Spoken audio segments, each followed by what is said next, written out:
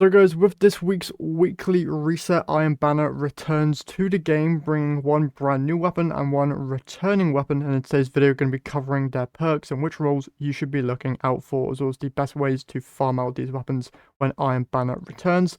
So let's just jump straight into it. First and foremost, how you can farm out these weapons very effectively. So obviously, Iron Banner will be available for the next 2 weeks, so you'll have 2 weeks to farm out both of these weapons, and one thing I'm going to recommend is obviously repping some Iron Banner armor, emblems, and weapons so that you're getting the max amount of reputation when going through Iron Banner games. No matter if you're winning or losing, just make sure you have all of that stuff equipped so you're getting the max amount of reputation so that you can keep on gaining some Iron Banner engrams, which can then be spent on these brand new weapons. Now, talking about the weapons themselves, let's first talk about the brand new weapon, the rocket assisted frame sidearm called Tenacious Mastery. I'm probably saying that completely wrong. This is the first ever Stasis damage type rocket frame sidearm, and you already know that because it's Stasis, it does of course come with Chill Clip, which is a very good perk inside of PvE. For those who don't know, states that direct hits with the top half of the magazine cause a detonation that slows nearby targets.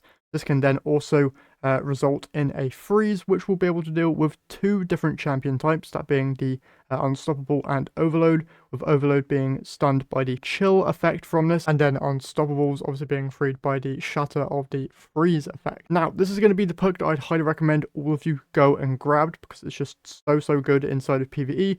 But also, this thing does come with bait and switch, so if you're looking for more just a straight DPS option that you can use inside of your damage rotations, this might not be a bad option. But overall, Chill Clip is going to be very good, and it's just very universally great inside of most content, so definitely grab that. Now, first column perks is where stuff gets interesting, because you do have quite a few options here. If you want to go the safe route, you can just go with Enlightened Action, which increases your reload speed and handling when dealing damage. That's going to be just a great first option. Also, Impulse Amplifier massively increases projectile velocity and increased reload speed. That's just going to give you some flat bonuses, which is also very good. But there are 2 options here that I feel like most people are going to skip out on, those being Loose Change as well as Air Trigger. So let's first cover Loose Change. This says that applying an elemental debuff to a target increases weapons reload speed, aim assist, and movement speed while aiming down sights for a short duration. Now, if you pair this with Chill Clip, you are obviously going to be getting that reload speed bonus a hell of a lot, because Chill Clip, like I stated, first half of the magazine slows and can potentially freeze targets, which is very good. But you do also have Enlightened Action and Impulse Amplifier just to give you that free increased reload speed without having to apply an elemental debuff, so you can go for one of those. But overall, the main perk in this first column that I'm going to recommend all of you try and go for is Air Trigger. Now, it states that when airborne, accuracy and reload speed are increased, but target acquisition is decreased.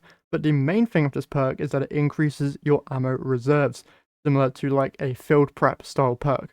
And this will be increasing your reserves by 30, it says here on light.gg, which is basically going to make the nerf that these weapons received basically mean nothing. If you remember a while back, I believe it was the beginning of this episode even, they reduced how much ammo these things could hold in their reserves. But with Air Trigger here, you're going to be basically making that nerf mean absolutely nothing. So it's a very good perk, especially pairing it with Chill Clip, because the more ammo you have, the more times you're able to apply that freeze and frozen effect, which is going to be very good inside of PvE.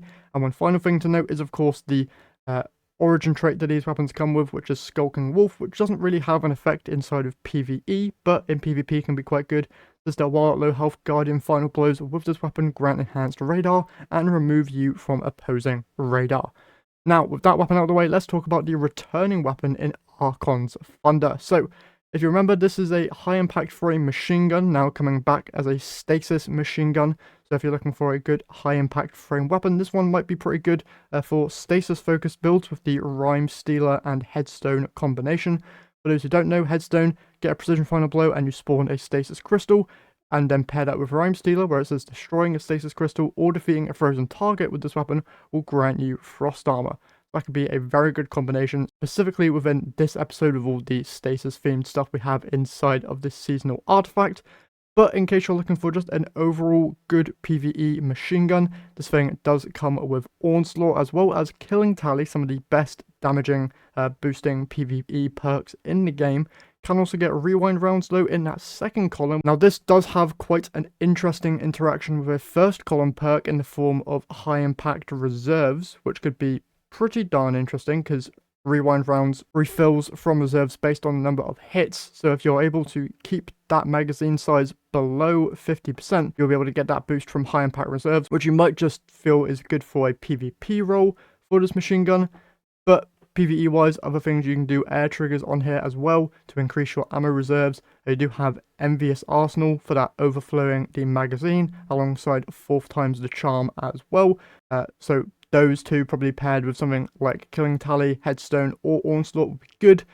Desperate Measures also not terrible for a damage boosting perk. Same thing goes for Target Lock, but you're not really using this thing for DPS, which Target Lock is mainly focused on. So probably just recommend going with a Killing Tally or Onslaught roll there for this machine gun. Archons Thunder, in my opinion, you can probably skip overall, but if you want this machine gun, those are some perks that I would recommend there. Definitely though, Tarnesh's Mastery, gonna 100% recommend you guys go after this Rocket Frame Sidearm because it's the only stasis one we have, and Chill Clip on this is just going to be so good inside of PvE. It's going to be insane. Now, just some final things to note about this Iron Banner. Obviously, with these brand new weapons, they're probably going to be inside of Saladin's reward track for getting certain ranks with him. So make sure you check what roles on these weapons he has in his reward track. So then you can just see if the god role you're after is available from those. Then you can just focus on getting reputation with him to then get those weapons.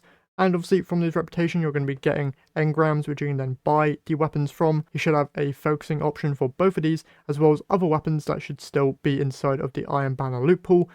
And also there's going to be brand new emblems and armor sets within this year's event, and also shaders. Now, I don't know what emblems or shaders there are. There's probably been leaked or something, so you can probably take a look at those yourself.